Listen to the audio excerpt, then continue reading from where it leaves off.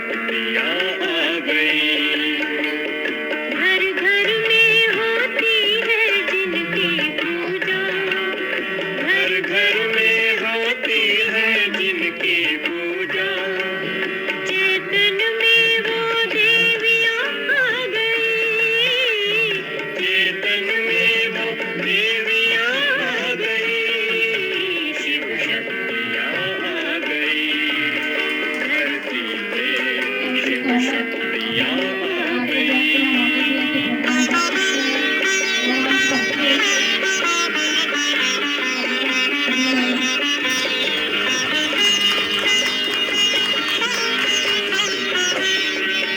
बन ज्ञान गंगा वो अमृत पिलाए, बन ज्ञान गंगा वो अमृत पिलाए, वो माँ बन के उमंग को बढ़ाए, वो माँ बन के उमंग को बढ़ाए, वो सर्व की प्यास बुझा रही है,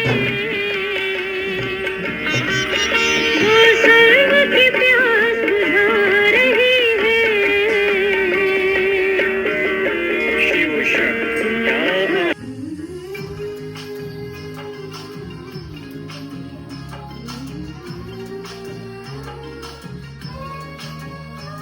खातिर हमारे दूर से चल के जो आप आए,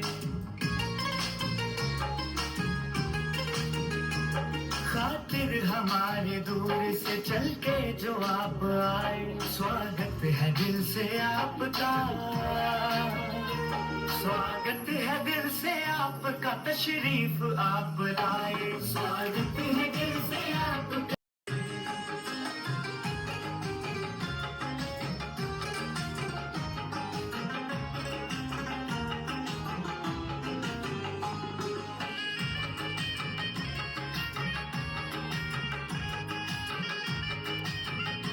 खुशियाँ बिखेर दी यहाँ आपने तो आकर, ये वक्त सज गया है तुम्हें अपने बीच पाकर, तुम्हें अपने बीच पाकर, अपने बीच पाकर।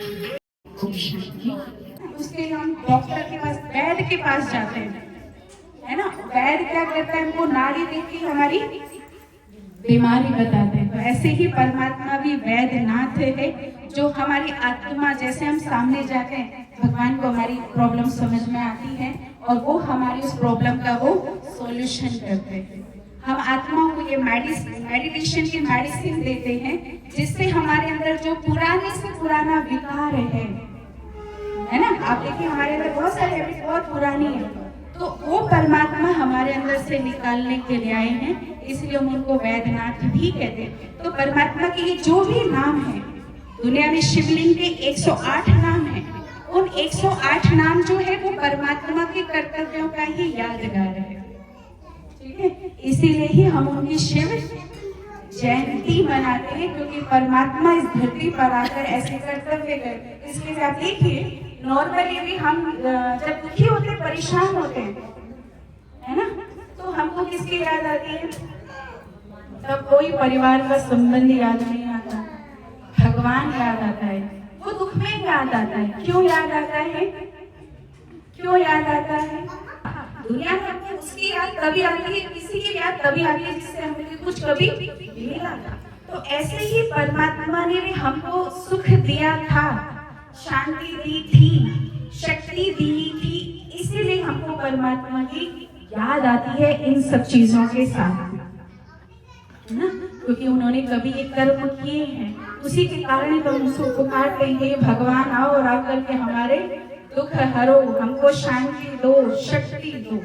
तो ये परमात्मा ने कर्तव्य इस धरती पर आकर किया, जिसका यादगार ही हमें शिव जयंती के रूप में या शिव जयंती के नाम से हम मनाते हैं, ठीक है। अब फिर कहेंगे किसी का अगर जन्मदिन होता भी है, तो इस समय परमात्मा इस धरती पर अवतरित होकर नई दुनिया में एक सत्य धर्म की स्थापना करने के लिए अवतरित हुए हैं, है ना। इस दुनिया में हम क्या कहते हैं, घोर रात्रि का समय है, क्योंकि दुनिया में बहुत बुराइयां जो है वो अपनी चरम सीमा पर पहुंच गई। उसी के यादगार में ये रात्रि शब्द जोड़ा गया है। रात्रि अंधकार का समय। आज कई चीजें हैं जिसकी हमको आज नॉलेज नहीं है ना। वेट क्यों करते हैं? क्यों करते हैं? आपने कभी पड़ोसियों की या किसी भी घर में भी अपने किसी की सेलिब्रेट इतना एक्साइटमेंट नहीं होता नहीं? चलिए आप पड़ोसी की तो बात है, हम अपने घर में भी किसी की एनिवर्सरी सेलिब्रेट करेंगे क्या? हाँ बाप ठीक है, लेकिन फिर भी इतनी एक एक्साइटमेंट नहीं होती। लेकिन हम क्यों शिवरात्रि पर हमारे अंदर इतनी एक्साइटमेंट होती है? भगवान का जन्मदिन तो मनाते हैं, भगवान के अवतारों के जन्मदिन सब मनाते हैं। ये शुभ दिन है तो इसको मनाया जाता है। तो अब तो इसका मतलब है उनका हुआ मेरे से क्या कनेक्शन?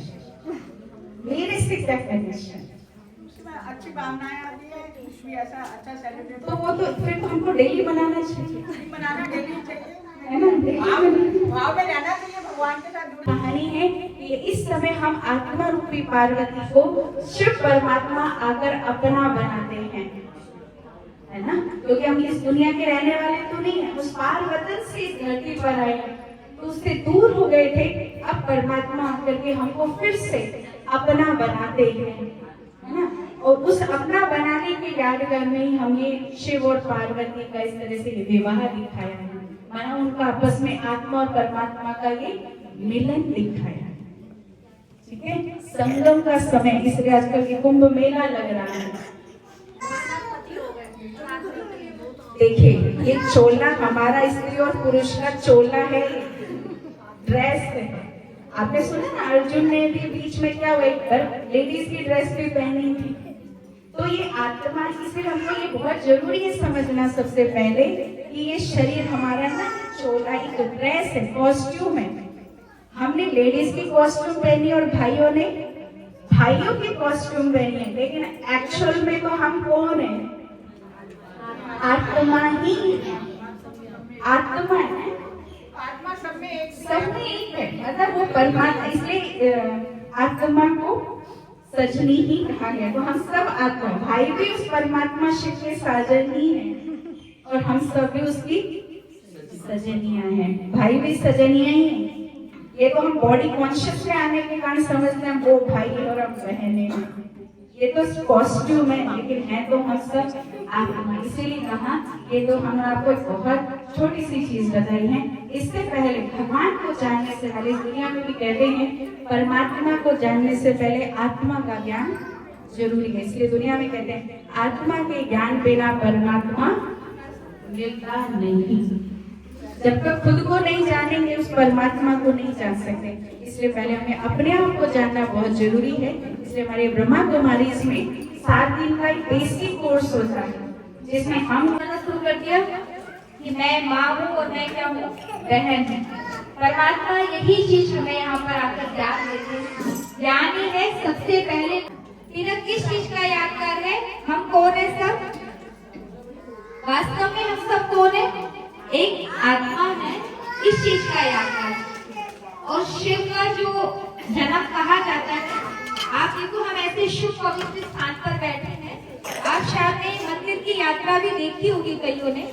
जब सबसे पहले मंदिर बना था तो मंदिर में पहले शिवलिंग स्थापित हुए होंगे, और वो भी मंदिर बनने से पहले।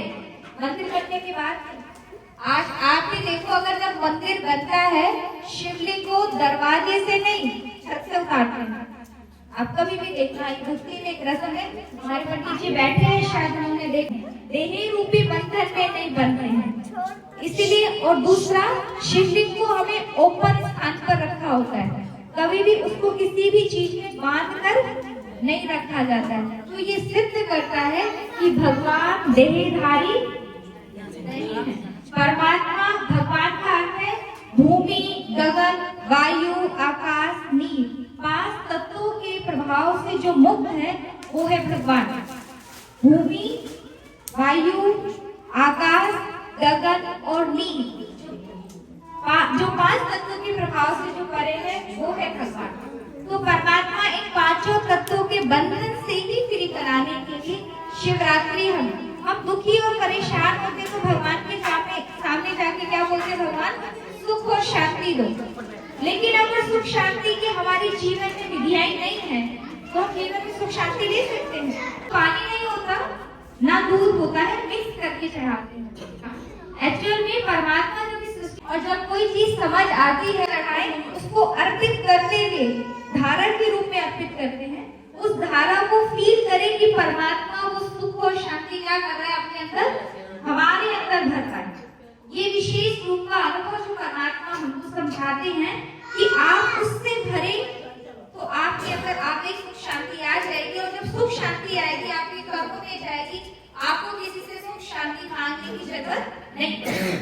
दूसरा, हम शिवरात्रि पर 3 पत्तों का बेलपत्र चढ़ाते तो खंडित नहीं होना चाहिए, और प्रकृति भी कितनी श्रेष्ठ है, उसने 3 पत्तों का एक ऐसा बेलपत्र ही तैयार किया है जिसमें हमेशा एक हर पत्ता की कौन है, वो जिन्होंने परमात्मा के साथ पूरा बुद्धि योग जोड़ा, पूरा जोड़ा और पूरा जोड़ के परमात्मा के कार्य में क्या बने, सहयोगी बने।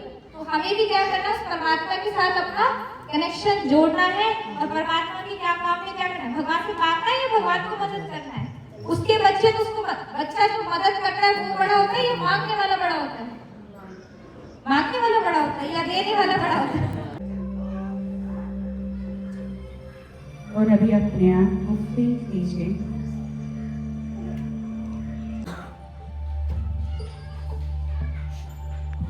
जो हमने गांठें बांधी कि आप विजन बनाइए कि उन बातों को हम इस